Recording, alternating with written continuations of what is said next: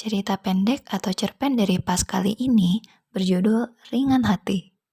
Di dalamnya akan ada tokoh Rea sebagai pemeran utama. Dalam sepotong kisah hidupnya, kita akan diajarkan bagaimana cara sabar dan ikhlas dalam menghadapi situasi-situasi yang tidak kita sukai. Kira-kira seperti apa ya kisahnya? Yuk adik-adik kita simak. Selamat menikmati cerpennya.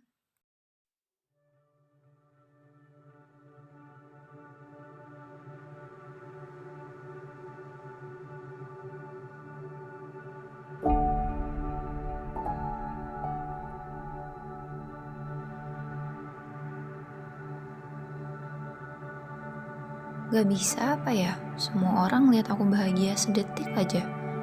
Ucapku ketus lalu melihat ke arah jam dinding yang mengumumkan kepada seluruh penghuni rumah bahwa hari itu tersisa 4 jam lagi. Kenapa lagi sih, Dek? Ucap Karoa yang tengah asik membaca novel di sofa ruang keluarga. Taitiku di mana, wahai penduduk rumah? Aku mulai meledak karena setauku tak apa marah ketika sudah buka puasa. Semua orang pun terdiam. Aku memutar bola mata, lalu memalingkan wajah dari semua orang yang baru saja menyaksikanku marah-marah barusan.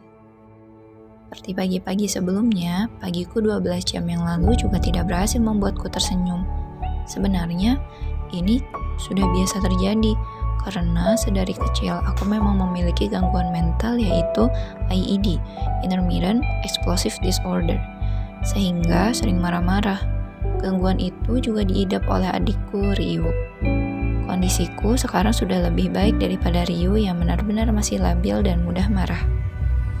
Karya, males banget sih, jam segini masih tidur. Adikku, Rui, mengomel sambil memukul-mukul pintu kamarku keras-keras, sehingga mengganggu tidur indahku setelah insomnia sampai jam 2:30 subuh tadi. Mana kak pensil warnanya? Tanyanya dengan rewel. Kan udah Karya taruh di meja belajarmu tadi malam. Jawabku dengan malas dan agak menaikkan nada. Kapan? Tadi malam kan Karya tidur cepat. Jam berapa tuh? Jam 8:30 juga kali udah tidur. Karya juga mageran. Mana sempat naruh pensil warna di sana dulu. Rui kembali menuduhku sembarangan seperti biasa. Rasanya tak ada hari tanpa suasana ruangan pengadilan di rumah ini. Nah, jadi hakim aja sana, bentakku pada Ryu 3 tahun yang lalu setelah ia menuduhku untuk yang ke-19 kalinya dalam sehari. Iya, aku mau jadi hakim terus langsung kasih hukum ke Karya. Balas Ryu penuh emosi. Seperti itulah kurang lebih gambaran suasana di rumahku semenjak papa meninggal 4 tahun yang lalu. Siang tadi pun, sekitar 7 jam yang lalu, Ryu kembali berulah. Kasihan Mbak Suti, asisten rumah tangga kami, yang harus membereskan kekacauan hasil pelampiasan amarah Ryu pada Karoa yang menggunakan pensil kesayangan Ryu tanpa izin terlebih dahulu untuk mengerjakan tugas menggambarnya. Makasih ya Mbak, udah beres-beres rumah ini. Tiap hari, padahal keadaannya selalu kayak medan perang, kata Karoa sambil membantu Mbak Suti melipat baju-baju yang baru saja disetrika olehnya, namun ditendang oleh Ryu karena kesal. Apa non? Cuma berantakan sedikit ini, ucapnya sambil tersenyum berusaha menghilangkan rasa tidak enak Karoa. Aku yang hanya menjadi saksi sekilas perang antara Karoa dengan Ryu, hanya diam sambil ikut membantu membereskan baju-baju tersebut. Setelah itu, aku menuju ke kamar untuk kembali mengerjakan tugas sekolah. Keributan tersebut tidak berhenti sampai di situ. Sore tadi, tepatnya pukul 16.54, terjadi pergulatan verbal antara aku dengan Ryu. Pokoknya nggak boleh ada yang menyentuh coklatku di sini, kata Ryu sembari menunjuk ke bagian tengah kulkas. Ya, jawab Kak Roa santai. Aku hanya menaikkan alisku sambil memanyunkan bibir tanda tidak begitu peduli perkataan Ryu, lalu memalingkan pandangan dan tubuhku ke arah kompor. Jawab iya aja harusnya nggak susah sih. Ryu menyindirku sambil menaruh peralatan memasak yang kotor di tempat mencuci piring. Aku mengernyitkan dahi dan mulai terpancing emosi. Sebentar lagi buka puasa, Rea. Tahan dulu, tahan. Jangan sampai mak lampir kecil ini bikin kamu batal puasa. Ucapku pada diri sendiri sambil mengisi teko dengan air putih. Dih, so sabar. Ryu menjawab kemudian berjalan cuek ke ruang keluarga. Aku hanya menghela nafas, berusaha tidak menanggapi perkataannya. Oke, mari kita mulai membuat Thai tea. Aku berseru dengan kedua tangan yang rimpung setelah mengambil kotak berisi kantung teh hitam dengan tangan kanan, sementara tangan kiriku memegang panci untuk merebus air. Oke, semangat buat Thai tea-nya, adikku yang cantik. Jangan lupa bagi-bagi ya, hehe. Kata Kak Roa sambil mengusap-ngusap rambutku. Jawabku singkat, kemudian melanjutkan membuat Thai tea sampai 1 jam berikutnya. Azan maghrib pun terdengar. Kami bertiga berbuka puasa dengan sirup buatan Kak Roa, kemudian sholat maghrib, makan malam, dan sholat isya serta tarawih bersama. Assalamualaikum.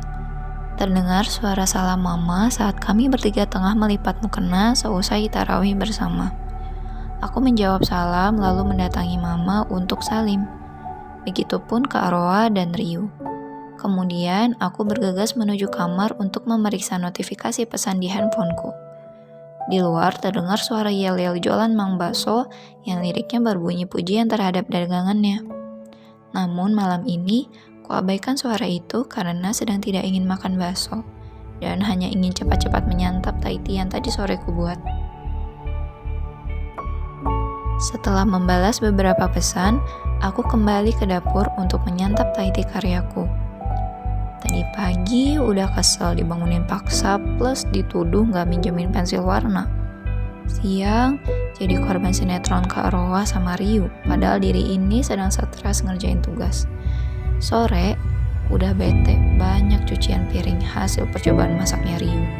Oke, sekarang waktunya kamu untuk merasakan kedamaian dunia di malam 10 Mei 2020 ini, Rea. Gumamku dalam pikiran. Ternyata, ketika aku buka kulkas, tak kutemukan teko yang seharusnya tampak begitu indah di detik-detik ini. Jadi, begitulah mengapa aku geram pada penduduk rumah hari ini. Seketika mama pun datang ke dapur karena mendengar aku marah-marah. Tadi ada Mang Baso lewat waktu mama buang sampah di depan bareng anak-anaknya. Mama dengar salah satu anaknya mengeluh lapar karena dari buka puasa sampai barusan baru minum air putih saja.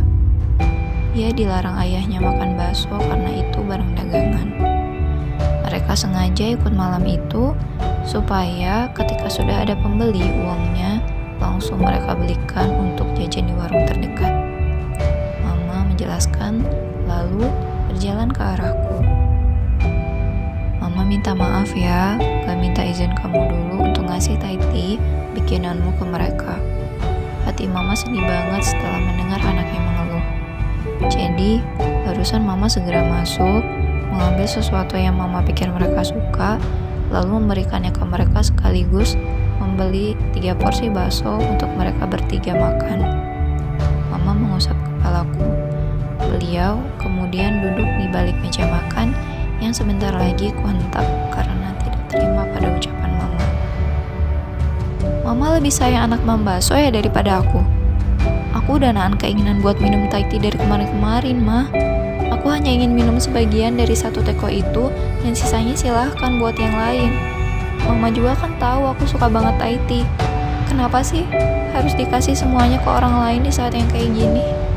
Aku tak dapat menahan amarahku lagi dan kali ini berlari ke lantai 2 ke kamarku.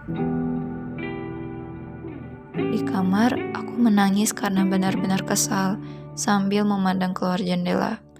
Rupanya anak-anak Mang Baso masih di luar, di gardu seberang rumahku tepatnya. Mereka terlihat sangat menikmati bakso yang akhirnya bisa disantap karena sudah mama beli. Kemudian, kulihat di bawah pintu kamarku ada secari kertas. Oh, tulisan Kak Roa, kataku pelan. Makasih ya udah berniat berbagi ke kami, Re. Aku hargai niat tulusmu. Aku juga mengerti kenapa kamu kesal, dan itu wajar kok. Tapi Re, akan lebih baik apabila niat tulusmu kamu berikan ke orang-orang yang lebih membutuhkan. Tulisan Karoa membuatku tenggelam dalam lamunan. Anda yang lebih membutuhkan. Apakah berbagi begitu berat buatmu, wahai diriku? Kataku pada diriku sendiri di dalam hati.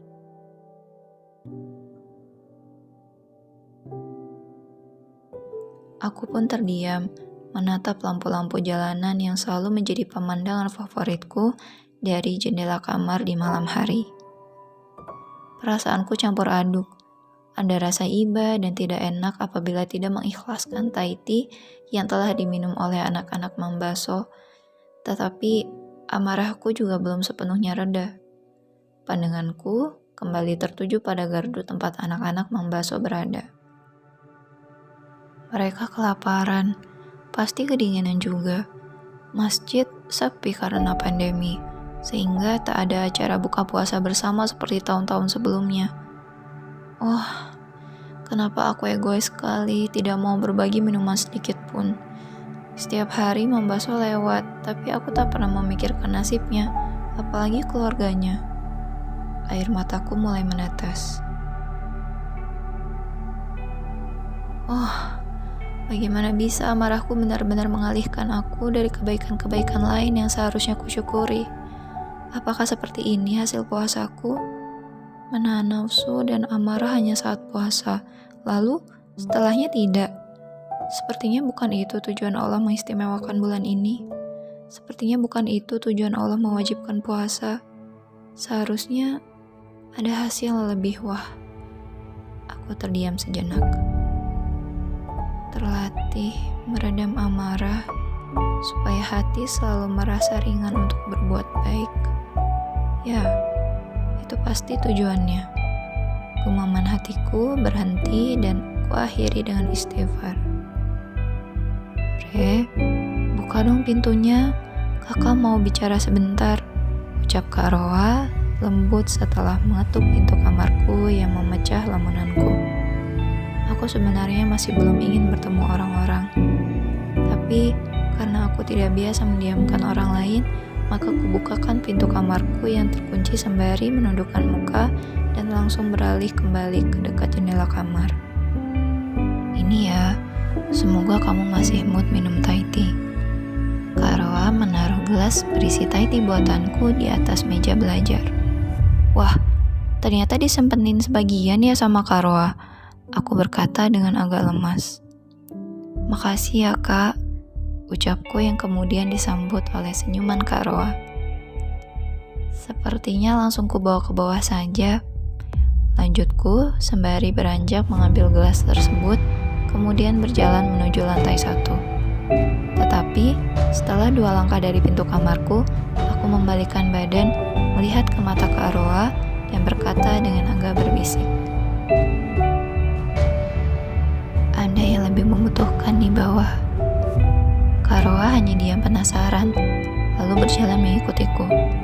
Kemudian sesampainya di dapur, Karoa tersenyum melihat ada anak laki-laki berumur 6 tahun di samping Mbak Suti yang tersenyum bahagia memegang sebuah gelas yang beberapa menit sebelum saat itu berada di atas meja belajarku sejenak.